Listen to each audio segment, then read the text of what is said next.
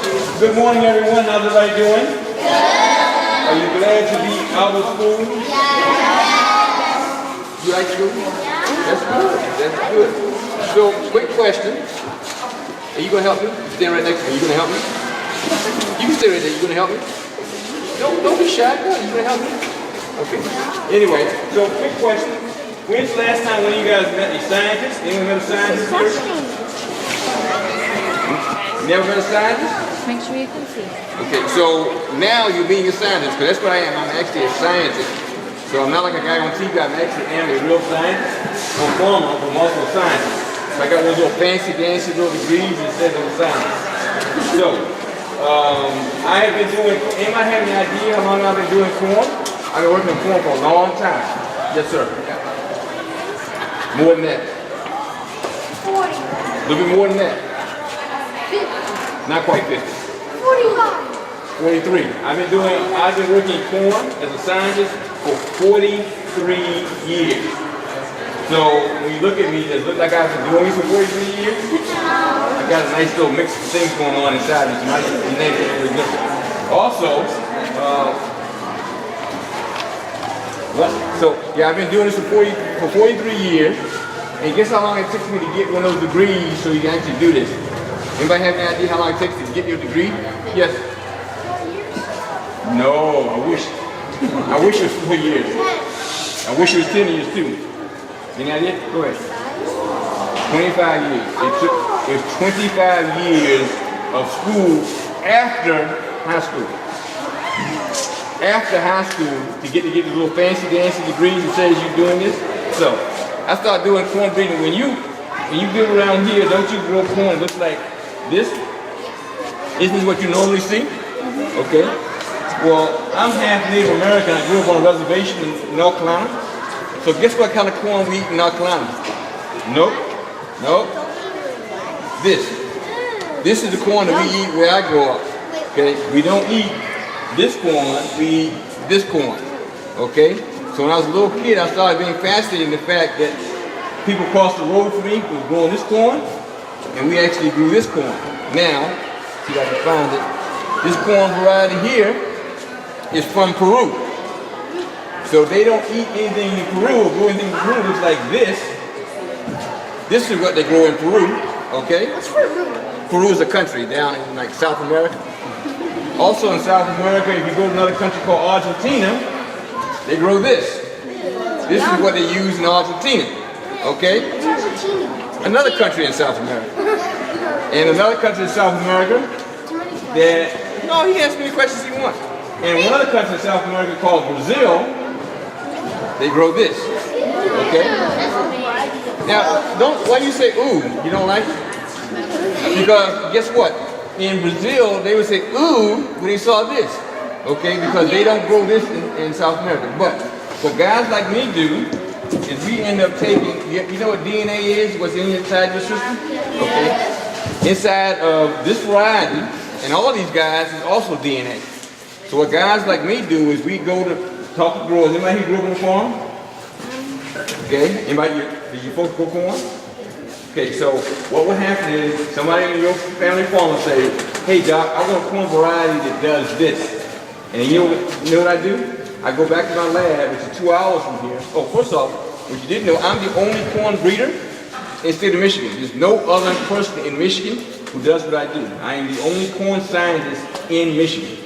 So I'm the guy who creates all the corn varieties that you see. That you see that nice little red and white sign out there says for a company called DuPont Pioneer. That red and white sign, I'm the guy who creates all that stuff here.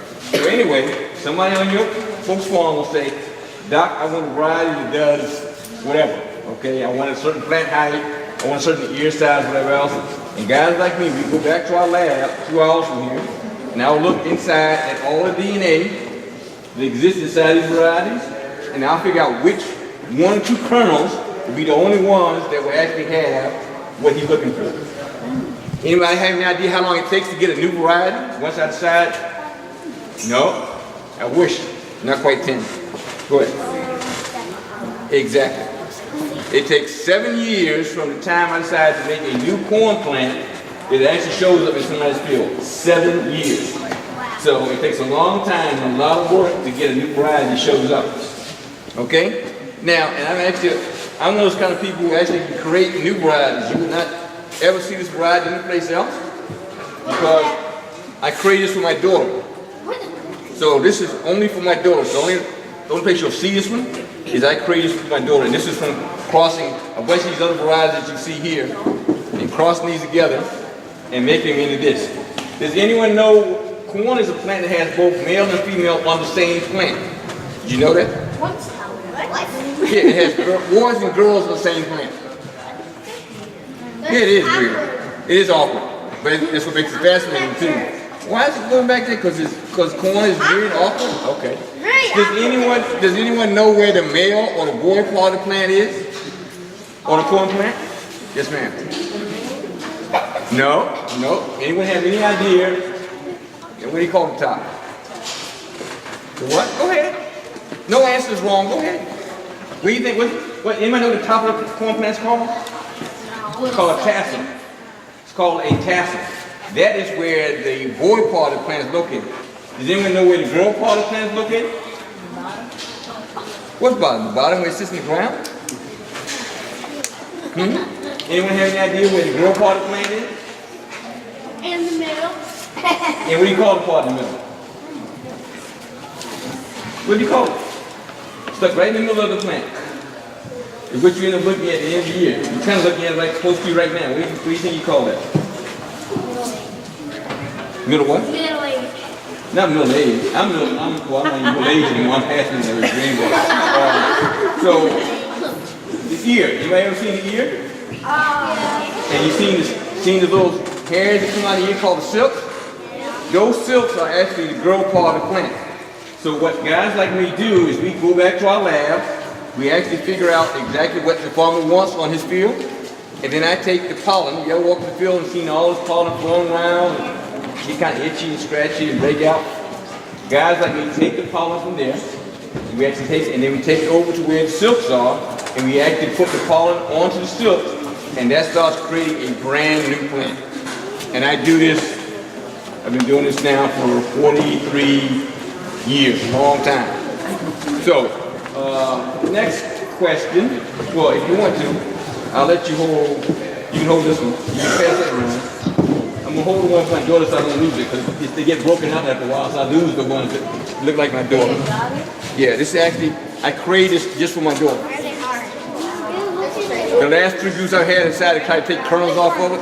If I keep passing around, I'm not going to have any kernels left for my daughter. So I'm going to disappear. So, anybody ever heard of blue corn chips? Blue corn chips, they use this out of Arizona to make blue corn chips. So, okay. So pass it around so people everybody can see it. So, now, what color is this? You looking at the colors there?